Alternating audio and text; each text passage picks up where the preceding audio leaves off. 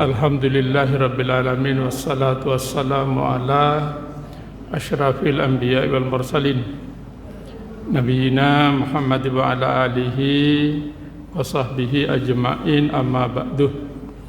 Qala Allah Ta'ala, a'udzu billahi minasyaitonir rajim. Bismillahirrahmanirrahim.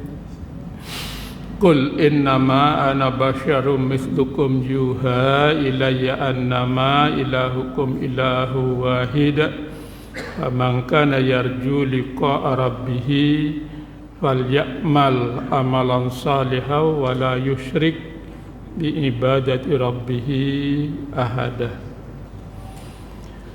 Katakanlah wahai Muhammad, sesungguhnya aku Muhammad ini adalah hanya seorang manusia seperti kalian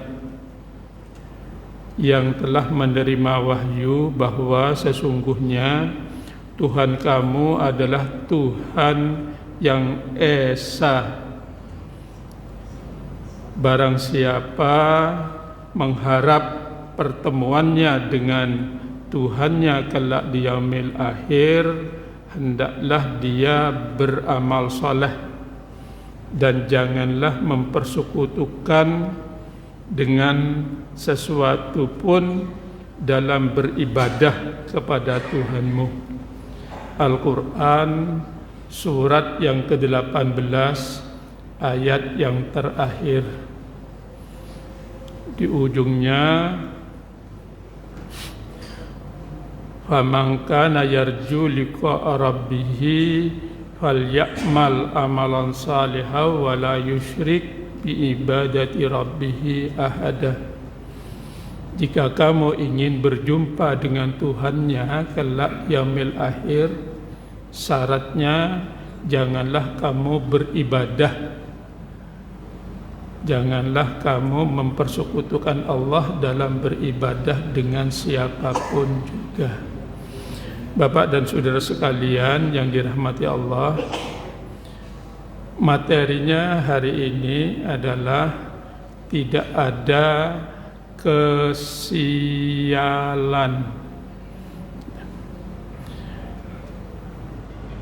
Kenapa saya ngambil ini? Karena kita sedang berada bulan Safar.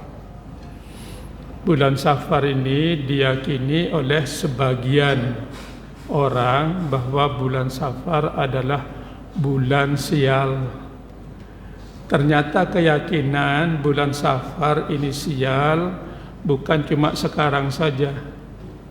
Di zamannya Nabi sudah ada keyakinan itu, bahwa bulan Safar itu adalah bulan sial, sehingga orang tidak melakukan pekerjaan-pekerjaan penting di bulan Safar karena dianggap sial.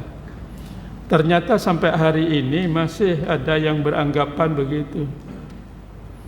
Banyak orang tidak berani mengawinkan anaknya di bulan Safar. Banyak orang mulai membangun rumah tidak di bulan Safar karena dianggapnya bulan itu adalah sial gitu. Hadirin sekalian yang dirahmati Allah, dalam hadis Bukhari Muslim, Nabi yang mengatakan wala adwa wala tiarah wala hammah wala safarah. Tidak ada penularan penyakit, itu tidak ada. Nabi yang mengatakan tidak ada kesialan, tidak ada sialnya burung hammah, dan tidak ada sialnya bulan Safar. Hadirin sekalian yang dirahmati Allah, kadang-kadang kita bisa meleset itu keyakinan kita ini. Gara-gara aku ketemu dengan si Den itu, aku kena COVID. Kan gawat kayak begitu. Gara-gara penceramah itu sebentar-sebentar wahin, sebentar-bentar wahin. Makanya aku sampai di rumah wahin karena aku duduk paling depan. Nah itu. Orang yang punya keyakinan seperti itu namanya menyekutukan Allah, meremehkan Allah, menghina Allah. Bahwa di dalam kita sholat selalu kita membaca ayat Allah. Qul huwallahu ahad, Allahus samad. Katakanlah wahai Muhammad bahwa Allah itu ahad dan Allah tempat bergantung. Jadi semuanya ketentuan Allah. Ini harus diyakini. Penyakit itu bisa menjalar ke orang lain, bukan si penyakitnya yang menentukan, tapi itu ketentuan dari Allah Subhanahu wa Ta'ala. Kalau memang penyakit itu bisa menyebarkan orang sakit, bisa kena semua ini COVID-19 ini, bisa kena. Ternyata yang kena cuma mana yang ditentukan oleh Allah. Ini harus diyakini beneran. Harus diyakini beneran. Tapi kenapa kok kita pakai ini? Karena Nabi yang bilang gitu. Kalau ada penyakit satu daerah, kayak pandemi ini, penyakit satu daerah, maka yang ada di daerah itu jangan keluar. Yang di luar jangan masuk. Karena kita tidak tahu dengan ketentuan Allah. Allah sendiri yang mengatakan di dalam Al-Quran, yaitu di dalam surat Mulk. Di dalam surat Mulk Allah mengatakan, alladzi khalaqal mauta wal hayata liyabluwakum ayyukum ahsanu amala. Dialah Allah yang menciptakan mati dan hidup untuk menguji kamu, siapa di antara kamu yang lebih baik amalnya. Wa huwal azizul ghafur, dan dia Allah Maha perkasa dan Maha pengampun. Oleh sebab itu dalam hidup ini, karena ini musim penyakit, jaga gitu, karena kita tidak tahu dengan ketentuan Allah. Dan Allah menyuruhnya lakukan yang sebaik-baiknya. Kalau di dalam penelitian bahwa COVID ini sangat halus, itu kita tidak bisa melihat, ya juga disuruh pakai masker ya pakai, disuruh jaga jarak ya, disuruh kayak begini ya lakukan aja. Karena kita tidak tahu, lakukan yang sebaik-baiknya. Jangan menentang. Ada yang menentang, ya, karena ini adalah ketentuan Allah. Akhirnya dia mendatangi keluarganya yang sedang kena COVID di rumah sakit. Masuk ke rumah sakit, dibuka anunya itu di rumah sakit karena dia sedang dibuka, kemudian diginikan. Akhirnya kena beneran. Setelah kena beneran mati dia. Ya, mati. Hadirin sekalian yang dirahmati Allah, oleh sebab itu jangan kita menentang ayat-ayat ilahi. Kalau katanya Allah memang penyakit itu bisa menyebabkan orang sakit karena ketentuan Allah. Tapi tetap kita melakukan yang sebaik-baiknya dalam hidup. Ya. Lakukan yang sebaik-baiknya. Demikian juga, untung aku ini imbangnya, aku diberi ramuan oleh kawan sehingga aku sembuh gitu. Itu tidak boleh kayak begitu. Orang yang bisa sembuh dan tidak sembuh itu adalah ketentuan dari Allah. Ya, harus ketentuan dari Allah. Itu. Pernah satu ketika Nabi Musa itu sakit gigi. Bapak-bapak yang pernah sakit gigi, ya Allah, kada gawak goreng. Semalaman kada kawa goreng karena sakit itu. Dan sakitnya luar biasa. Nabi Musa langsung lapor kepada Allah, ya Allah, sakit gigi ya Allah gitu. Apa katanya Allah? Ambil daun kanani, daun kanan. Ya, ambil daun kinani. Akhirnya diambilnya, tempelkan ke giginya. Ngambil, ditempelkan. Sekalinya sembuh. Sekalinya sembuh. Dapat semingguan, kambuh lagi. Karena kambuh lagi, lalu apa? Oi, kalau sampian pas itu sembuh, lalu kambuh lagi. Kira-kira kayak apa? Langsung laju mencari daun kanani, laju langsung ditempelkan. Sembuh apa enggak?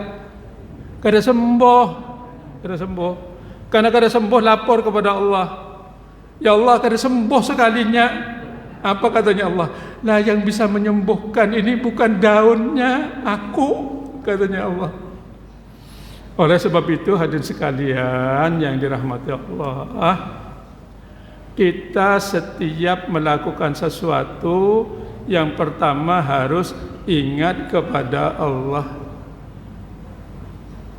Tatkala mau makan ingat kepada Allah, karena itulah ketentuan dari Allah.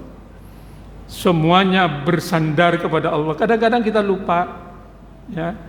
Memang kita sering mengerjakan sesuatu baca bismillah, tapi kadang-kadang yang kecil-kecil lupa. Ya, langsung aja. Oleh sebab itu hadirin sekalian yang dirahmati Allah, Allah yang mengatakan tidak ada penularan, bahwa penyakit itu bisa menularkan dan bisa sembuh karena ketentuan dari Allah. Ini harus ditanamkan kepada bukan kepian saja, kepada pasangan, kepada anak-anak kita, diberitahu.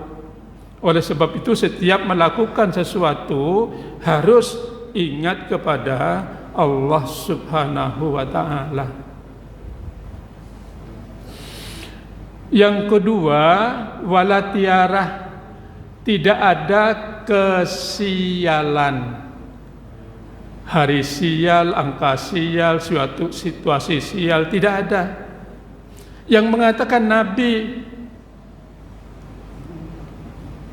misalnya kita sakit, masuk rumah sakit, begitu masuk rumah sakit, sekalinya kamarnya nomor 13.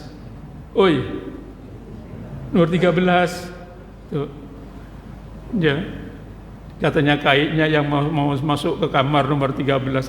Wah, kada jadi. Ini angkanya 13 ini. Kada jadi gitu. Orang yang demikian itu nantinya syirik. Menganggap angka 13 itu adalah sial. Hati-hati gitu. Sampai hari ini hotel-hotel itu tidak ada lantai 4. Karena dianggapnya lantai 4 itu adalah sial.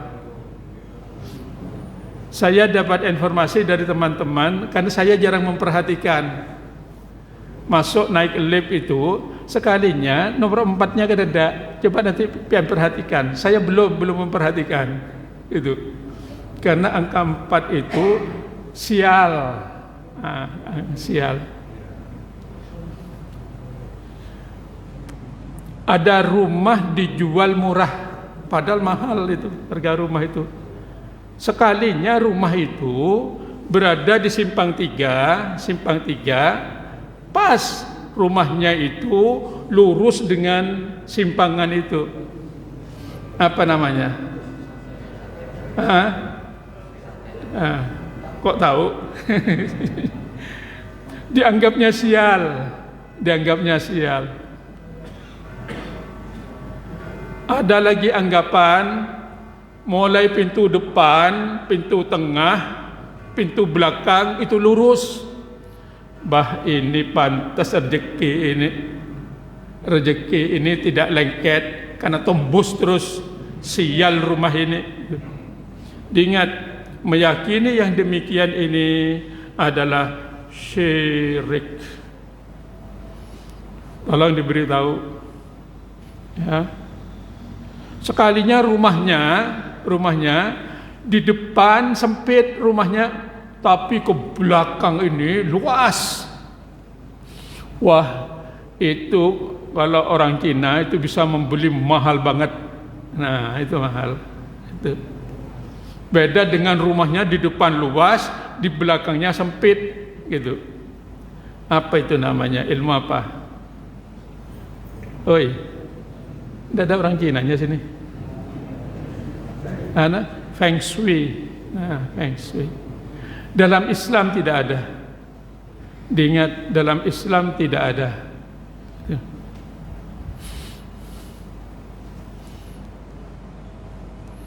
Pengantinnya pas datang waktu akad nikah itu, begitu datang dibacakan selawat itu, kemudian nenek-nenek dari dalam langsung menjulung beras kuning gitu. Seolah-olah kalau tidak ditabur beras kuning itu sial. Nah, ini saya sering mengenasmiai anak, diundang untuk memberikan tasmiyah. Setelah didoakan, sekalinya ada yang menjulung yang ini, apa ini? Tepung tawar. Seolah-olah anak ini akan diberkahi apabila ada. Tapi saya biasanya kalau demikian tidak langsung haram, tidak begitu. Saya langsung menyiapkan, sudah saya berangkat dari rumah menyiapkan minyak harum. Pakai ini aja, ini ada tuntunannya dari Nabi, gitu aja. Itu aja. Bapak dan saudara sekalian yang dirahmati Allah, coba pian mengintip kalau pas pengantenan itu pas pengantenan diintip ada apa di tempat duduknya pengantin. Itu diingat, ada apa? Oi, ya, ada api duduk, itu syirik itu, ya, syirik. Untuk siapa api duduk itu? Untuk malaikat, malaikatnya tidak makan. Untuk Allah tidak juga. Untuk siapa? Oi, untuk setan. Itu diingat, ini adalah syirik. Bapak dan saudara sekalian yang dirahmati Allah, orang melakukan perbuatan syirik itu, orang yang melakukan perbuatan syirik itu, Allah yang mengatakan di dalam Al-Quran surat yang keempat, antara lain surat yang keempat ayat 48. A'udzubillahi minasyaitonirrajim. Innallaha la yaghfiru ayyushraka bihi wa yaghfiru ma dzuna dzalika liman yasha wa may yusyrik billahi wa kadif tara itsman azima.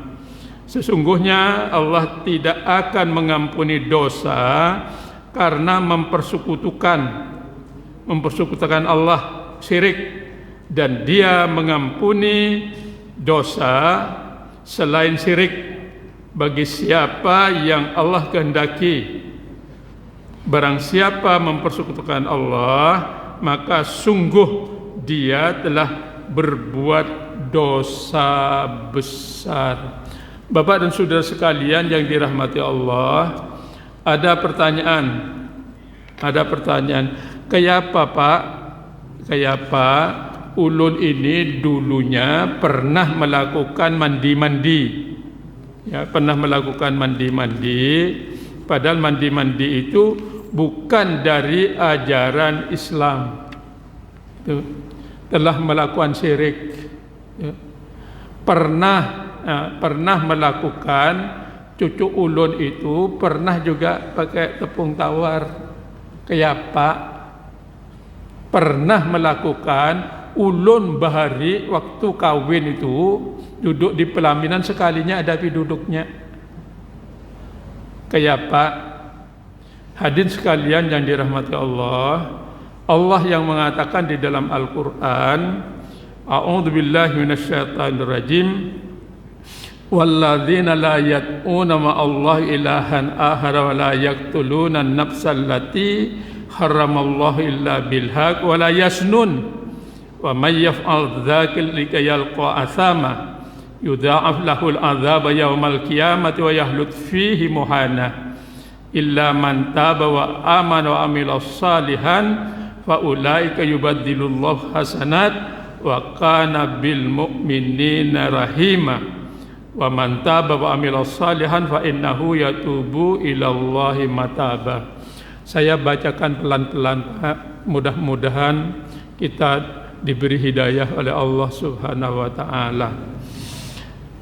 Dan orang-orang yang tidak mempersekutukan Allah dengan sesembahan lain dan tidak membunuh orang yang diharamkan Allah kecuali dengan alasan yang benar dan tidak berzina. Barang siapa melakukan hal yang demikian, niscaya dia mendapatkan hukuman yang berat. Dosa yang paling besar dalam Al-Quran, yang paling besar ada 3. Yang pertama syirik, yang kedua membunuh dengan tidak benar. Kalau membunuh dan peperangan boleh. Yang ketiga adalah berzina. Kalau orang melakukan salah satu dari ini, maka hukumannya sangat berat. Tak ada tandingannya hukumannya. Tak ada tandingannya. Sekalinya pernah melakukan keguguran, menggugurkan anak, aborsi, sama itu. Ya, sama itu dosa besar itu. Atau berzina, ya, berzina. Itu dosa besar. Katanya Allah di dalam Al-Quran, yudha'af lahul adzabu yaumal qiyamati wa yahlud fihi muhana. Akan dilipat gandakan azab Allah kepadanya pada hari kiamat dan kekal di dalamnya dalam keadaan terhina. Dilipat gandakan itu orang yang melakukan 3 ini, dalam hadis orang ini dibesarkan oleh Allah sampai 60 kali. Sampai 60 kali sehingga kulit ini merasakan sakitnya luar biasa. Sakitnya luar biasa. Itu. Tapi memang ada di bawahnya, di bawah yang 3 ini, karena ada 70 dosa besar. Tapi yang paling besar adalah yang 3 ini. Itu. Dia dilipat gandakan. Cuma karena Allah Maha Kasih dan Maha Sayang. Saya bacakan ayat berikutnya. Illa man taba wa amana wa amil amalan salihan fa ulaika yubaddilullahu sayyi'atihim hasanat wa kana Allahu ghafurar rahima. Kecuali orang-orang yang kembali ke jalan Allah. Kembali ke jalan Allah itu namanya taubat. Lalu sadar aku tidak melakukan lagi, ini namanya kembali.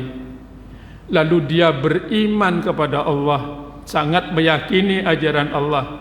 Mulai hari ini aku sudah tidak lagi melakukan piduduk, tepung tawar kada lagi, beras kuning kada ada lagi. Aku mulai hari ini mulai hari ini aku taubat bujur-bujur, aku beriman kepada Allah. Lalu aku beramal soleh. Allah janji dihapus semua dosanya. Diingat akan dihapus semua dosanya. Diganti oleh Allah kejahatan itu menjadi kebaikan. Allah Maha Pengampun lagi penyayang. Jadi ini tugas pian memberitahu, bukan cuma kepada istri dan ke anak, tetapi kepada saudara, kepada teman akrab diberitahu. Ingat, Tidak diampuni dosanya kalau itu dilakukan. Hati-hati, bertaubat. Taubatnya ini kembali ke jalan Allah, kemudian beriman dan beramal soleh. Allah janji akan dihapus. Diperkuat oleh ayat berikutnya, wa man taba wa amila salihan fa innahu yatubu ilallahi mataba. Barang siapa yang bertaubat kembali ke jalan Allah dan beramal saleh, sesungguhnya dia melakukan taubat kepada Allah, taubat yang sebenar-benarnya. Bapak dan saudara sekalian yang dirahmati Allah, kita tidak tahu, kita kadang-kadang banyak tergelincir, terutama masa yang tidak tahu dahulu, ya, bisa saja tergelincir. Mulai sekarang kembali ke jalan Allah. Semua ibadah-ibadah yang tidak dari Allah tidak dilakukan. Mulai sekarang, kada usah lagi, ya, kada usah lagi. Hati-hati. Kemudian hadirin sekalian yang dirahmati Allah, kemudian banyak beramal soleh. Amal soleh itu yang sudah tahu semuanya. Karena setiap pengajian, pian hadir di pengajian yang mana saja, mesti para ustadz itu mengajarkan semuanya untuk beramal soleh. Tujuannya itu. Tujuannya supaya kita nantinya matinya ketemu dengan Allah. Dan mereka semuanya mengajak supaya tidak mempersekutukan Allah. Mengajak itu semuanya seperti itu. Mari kita lakukan, mudah-mudahan kita bisa melakukan bertobat, beriman dan beramal soleh.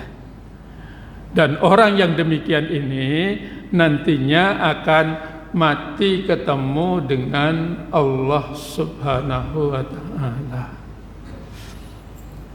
Termasuk Bapak dan saudara sekalian, wala hammah, dan tidak ada penularan penyakit. Enggak ada. Tidak ada sialnya burung hammah. Burung hammah ini burung yang dianggapnya membawa berita yang tidak nyaman. Itu ada yang kalau di daerah-daerah bunyinya begini, nah ini ada orang mati ini, ada orang mati ini, atau kulik, nah ini ada maling ini, ada maling. Tidak boleh kita percaya dengan itu. Kemudian yang paling berat di bulan Safar ini, sialnya bulan Safar. Terutama hari Rabu terakhir. Apa itu? Rabu apa katanya? Oh iya. Pokoknya kada usah yakin, kada usah percaya. Ini kita semua hari, bulan, tanggal itu semuanya bagus, ya. Tidak ada yang syirik. Enggak ada. Saya mengingatkan, marilah kita melakukan amal soleh sungguh-sungguh. Buang syirik itu. Pian sudah tahu amal soleh ini. Buktinya hadir di pengajian ini. Kita sholat subuh di masjid itu. Sholat subuh di masjid ini adalah disaksikan oleh malaikat. Nah, aku sudah tahu sudah sampean. Dan sebelum sholat subuh ini sudah melakukan sholat di rumah, sholat malam akan seperti itu. Lakukan itu. Ajak anak-anak kita beramal soleh sudah bagus sudah. Tapi lihat anak-anak kita, lihat anak-anak kita. Kadang-kadang susah untuk dibangunkan. Kenapa? Anak-anak itu yang remaja itu susah dibangunkan. Halo? Karena mereka bangun tidurnya itu kemalaman. Ngapain kok sampai malam? Halo? Cucu ya, bangun subuh susah banget. Itu diperhatikan tuh tanggung jawab pian, tanggung jawab kai, tanggung jawab orang tua. Tuh. Nah, suruh berhenti kah? Oi, ini kisahnya satu lagi. Ya, dilanjutkan kah kisahnya? Ya, kisahnya.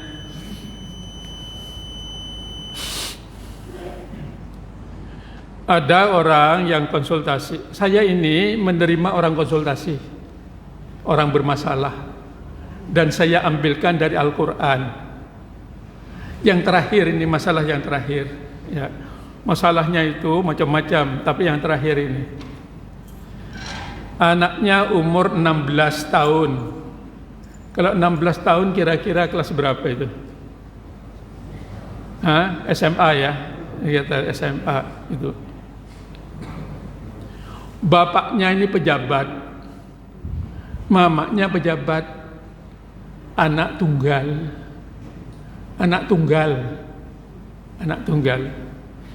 Beberapa waktu yang lalu anaknya ini nabrak pagar. Bapaknya punya mobil, mamanya punya mobil, anaknya sudah punya mobil. Ditanya oleh orang tuanya, kenapa kok sampai nabrak pagar? Itu. Dia sudah malam masuk ke rumahnya nabrak pagar. Mak, ada penampakan. Oi, ada penampakan. Penampakan itu malaikat atau setan? Oi, setan itu, setan. Itu ada penampakan. Dan anaknya itu sekarang seperti orang yang mau linglung.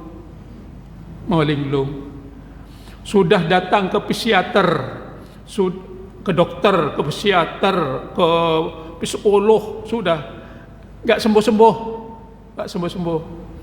Akhirnya ada yang membisiki, coba konsultasi ke Pak Karyono. Tuh. Pas saya ada kegiatan,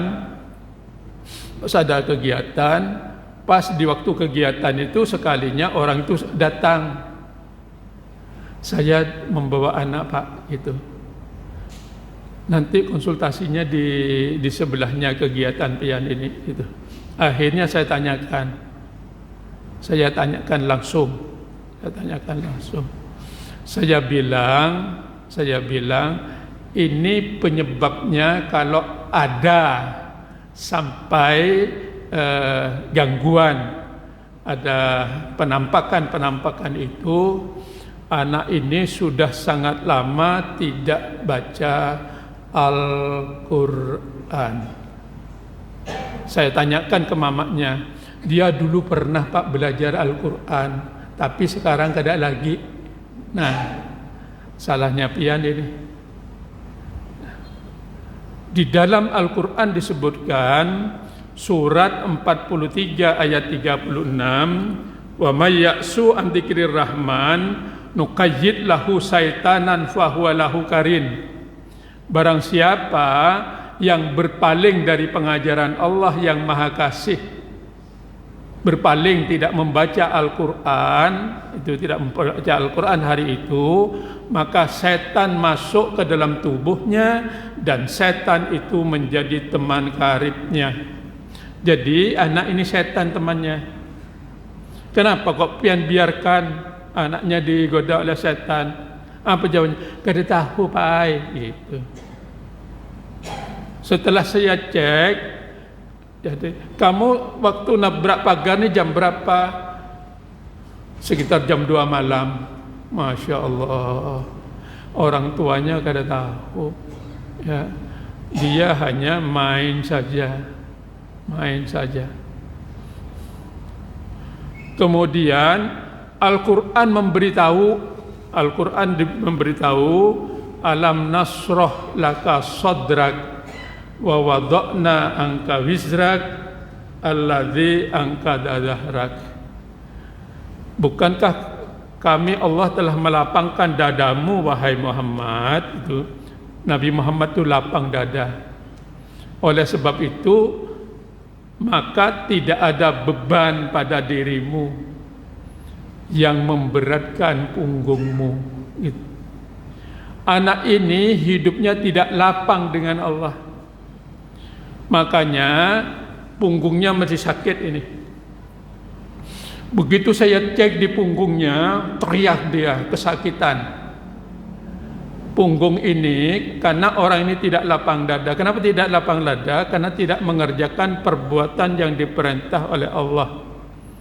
Kemudian kalau anak ini penyarikan, otak sebelah kanannya ini parah. Saya picit di bagian otak kanannya, yaitu di pangkal leher sebelah kanan ini. Teriak Pak, kesakitan luar biasa.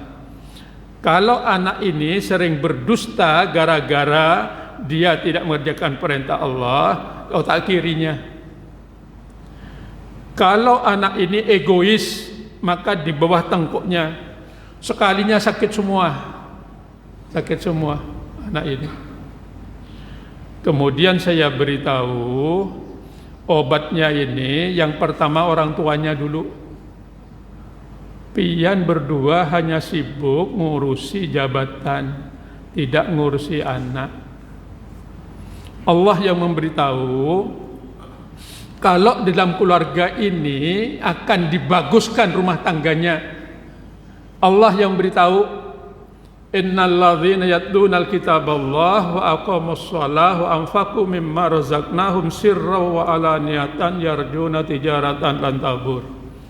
Jadi selalu baca Al-Quran, sholatnya tidak boleh bolong-bolong, kemudian berinfak. Jadi ini pekerjaan orang tua ini dan suami istri. Kebetulan pas suami istri yang datang, gitu. Kemudian ajari anaknya supaya belajar baca Al-Quran. Kemudian sholatnya jangan bolong-bolong.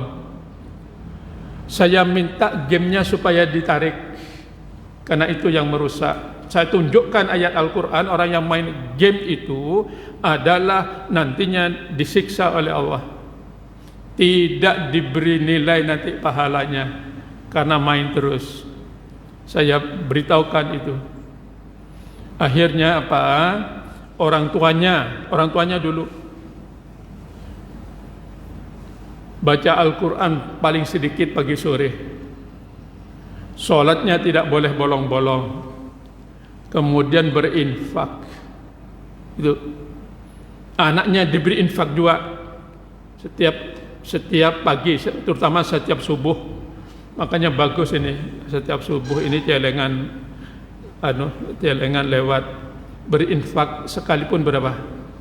Oi, berinfaknya sekalipun berapa? 1.000. Oi, 1.000 sekarang susah mencarinya. Jadi berapa? 2.000. Ya tidak apa-apa. Malaikat nantinya infak. Kemudian yang berikutnya saya suruh banyak istighfar, terutama di waktu sahur. Ya, di waktu sahur. Pian umurnya sudah lebih 50 kalau ya harus bangun di waktu malam, di waktu sahur banyak istighfar. Itu yang tertinggi nilainya setelah salat malam tuh memang istighfar. Yang menyuruhnya Allah, wabil asharihum yastaghfirun. Di waktu sahur banyak minta ampun kepada Allah. Orang kalau sudah umur 50 ke atas itu ada penyakit the fear of becoming nothing, penyakit takut kesendirian. Nah, ini sudah parak suruk ini. Sudah suruk. Ya, 10 menit sudah waktu sholatnya sudah. Nah itu istighfar dibanyakin. Kemudian banyak zikir dan tasbih. Terakhir baca salawat. Insya Allah pian dan anak-anak semuanya akan dirahmati oleh Allah. Dan ini sering saya beritahu, tapi saya ingatkan kembali untuk saya dan pian semuanya. Demikian, ini sudah waktu sholat suruk. Marilah kita sholat suruk ini, mudahan mendapatkan rahmat dari Allah. Demikian, subhanakallahumma bihamdika asyhadu an la ilaha illa anta astaghfiruka wa atubu ilaik. Assalamualaikum warahmatullahi wabarakatuh.